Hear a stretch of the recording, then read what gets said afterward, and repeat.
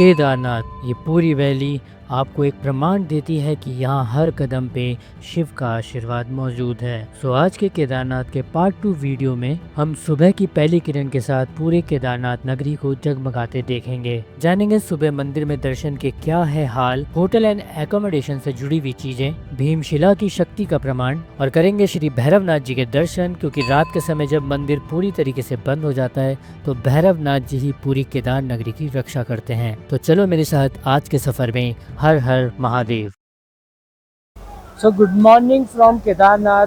मैं हूँ बाबा की नगरी केदारनाथ के ठीक 50 मीटर पे ही, और ये मेरा होटल है। और आप देखो सुबह सुबह के नज़ारे, अभी बज रहे हैं लगभग 6:30।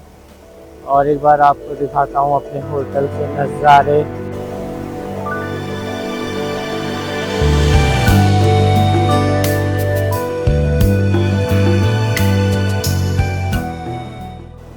तो ये बहुत ही न्यूली कंस्ट्रक्टेड प्रॉपर्टी है, अभी बनी रही है इसमें, तो इसलिए मुझे यहाँ पे रूम मिल गया। आप देखो इस तरीके से यहाँ पे टेंट भी है, अगर आपको चाहिए टॉप पे।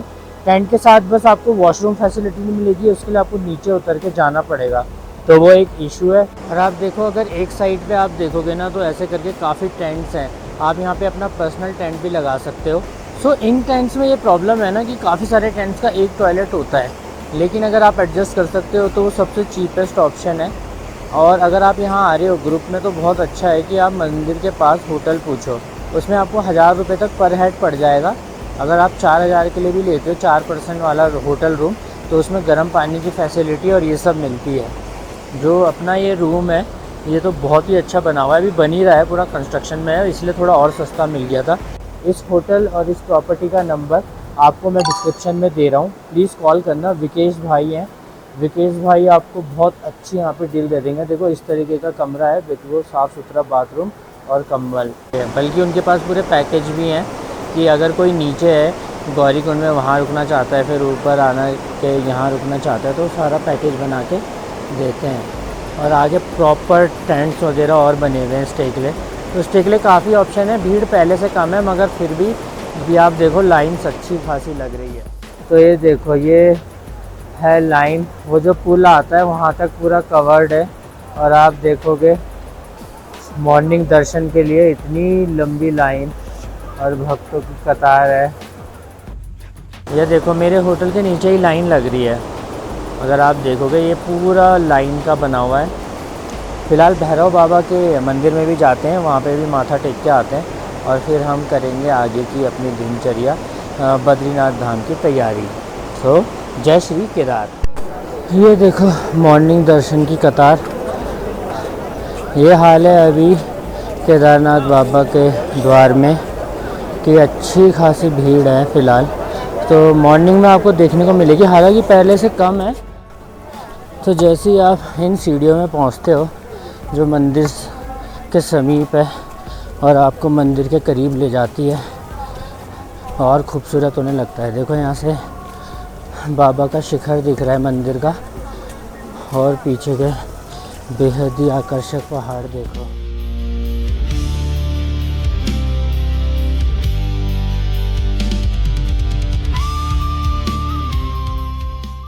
तो जय श्री केदार, हम खड़े हैं केदारनाथ मंदिर के द्वार पे, पूरे मंदिर प्रांगण में, और एक बार आपको दिखाता हूँ यहाँ के नज़ारे।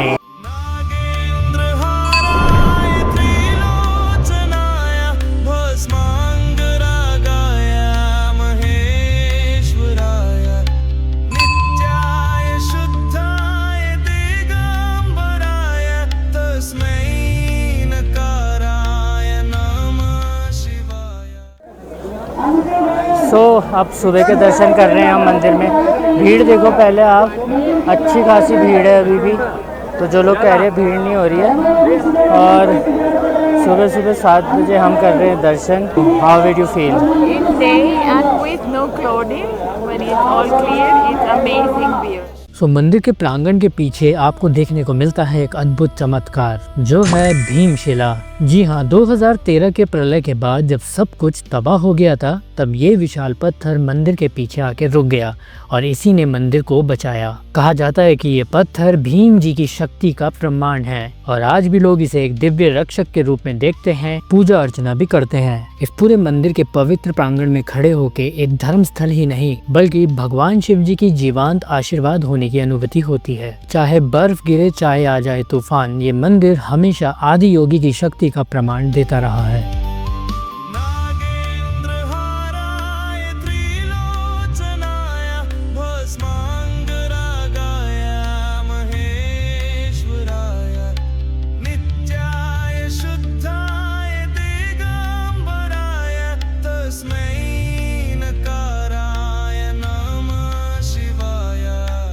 आप चाहें तो शिवलिंग पे चढ़ा हुआ केदारनाथ मंदिर का जल अपने साथ घर लेके जा सकते हैं। मंदिर के पीछे ही जलाशय का कुंड है जहाँ पे शिवलिंग में चढ़ा हुआ पानी बाहर आता है। यहाँ पे आप दक्षिणा 10-20 रुपए दे के इस जल को अपने साथ घर ले जा सकते हैं। और अगर आप मेरी 4 धाम यात्रा को फॉलो कर रहे हैं तो मैंने आपको बताया था कि मान्यता होती है कि गंगोत्री से जल लेके केदार बाबा को चढ़ाया जाता है और फिर उस जल को आप घर लेके जा सकते हैं।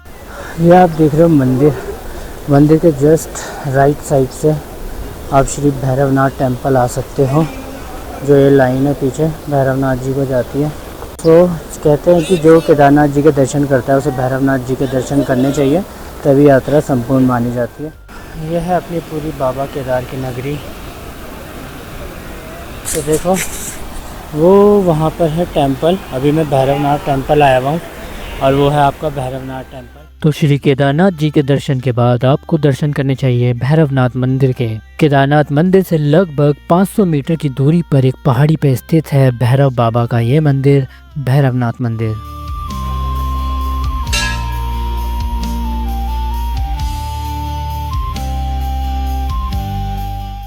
ऐसी मान्यताएं हैं कि भैरवनाथ जी ही केदारनाथ के असली रक्षक हैं और मान्यता है कि रात के समय जब केदारनाथ मंदिर बंद हो जाता है तो भैरवनाथ जी ही पूरे केदार नगरी की रक्षा करते हैं। साथ ही साथ यहाँ से आपको पूरा केदारनाथ मंदिर का एक अलग ही रूप देखने को मिलता है। बर्फीली चोटियाँ, हिमालय की शांति, मंदिर के घंटियों की गूंज, यही सब वजह इस मंदिर को बनाती है एकदम खास। और इसी वजह से भक्तों का मानना है कि जब तक आप भैरवनाथ जी के दर्शन नहीं करते तब तक आपकी केदारनाथ यात्रा अधूरी मानी जाती है। ये देखो कितना सुंदर नज़ारा है, मेरे चारों तरफ वादियाँ ही वादियाँ। तो जल्दी प्लान करो अपनी ट्रिप और एंजॉय करो बाबा केदार के दर्शन। तो देखो वो वाला जो पोजीशन आप देख रहे होंगे यहाँ से वो तो वहीं से जो आपदा हुई थी ना वो आई थी। अब देखो थोड़ा रिस्की हो जाता है अगर आप पर्सनल टेंट ला रहे हो तो आप देखोगे कि वहाँ पे भी कई सारे लड़कों ने टेंट लगाए हुए हैं और किसी भी तरीके की आपदा में बहुत इजी रिस्क जोन होता है वो पूरा। यहाँ जो आप वाटरफॉल के आसपास देख रहे हो ये पर्सनल टेंट है जो लोगों ने लाके लगाए हैं। एकदम से अगर आप पूरे पीछे देखोगे आपको एक भी बड़ा पत्थर नहीं दिखेगा, इतना बड़ा पत्थर।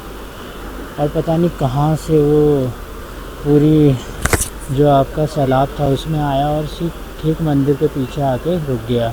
तो ये भी अपने आप में भगवान की लीला है। तो यहाँ पर कई सारे घर बनाए हुए लोगों ने छोटे, अपनी मन्नत और मुरादें मांगते हुए, और लोग पता नहीं कहाँ कहाँ चोटी तक जा रखे हैं। बट हमें नीचे भी उतरना है, सो चलते हैं। यह है आपका विशाल अलवर भंडारा। ठीक भैरवनाथ मंदिर से इस पुल को पार करके ये आ जाता है और जब तक बाबा के कपाट खुले ना तब तक ये भंडारा चलता रहेगा। अब केदारनाथ जी में खाने पीने की व्यवस्था की बात करूँ तो इतने हाई एल्टीट्यूड जोन में होने के बावजूद भी यहाँ पे प्राइसेस मेरे हिसाब से इतने कोई हाई नहीं है। आप 100, 200, 300 और एज पर योर नीड यहाँ पे मील्स ले सकते हैं। आपको जगह जगह पे कम्युनिटी किचन्स और भंडारा भी देखने को मिल जाते हैं। अगर आप बजट ट्रैवलर हैं तो इस प्राइस रेंज में आप काफ़ी अच्छे से यहाँ मैनेज कर सकते हैं। सो केदार बाबा के दर्शन, भीमशिला का चमत्कार और भैरवनाथ जी की शक्ति लिए अब हमें अपने चौथे धाम की तरफ आगे बढ़ना था। सो बोलिए हर हर महादेव। अब वापसी ढलान की तरफ जाते हुए भी आपको कुछ बातों का ध्यान रखना जरूरी हो जाता है। तो अगर आप नीचे जाके सोनप्रयाग या आसपास ही रुकने वाले हैं तब तो आप किसी भी टाइम पे जा सकते हैं, लेकिन अगर आपके प्लान में कहीं दूर जाना या फिर चौथे धाम बद्रीनाथ की तरफ प्रस्थान करना है तो आपको जल्दी निकलना यहाँ पे जरूरी हो जाता है। सो वापसी जाते हुए शटल सर्विस आपको गौरीकुंड से दोबारा से सोनप्रयाग छोड़ देगी। सो आशा करता हूँ ये वीडियो आपको काफी इन्फॉर्मेटिव लगा होगा। वीडियो पसंद आया तो प्लीज यार वीडियो को लाइक कर दीजिए, चैनल को सब्सक्राइब कर दीजिए ऐसे ही अमेजिंग ट्रैवल व्लॉग्स के लिए। जाते जाते बस एक ही विश करूंगा कि आपको भी बाबा केदार जल्द ही दर्शन के लिए आमंत्रित करें। Till then have a happy travelling.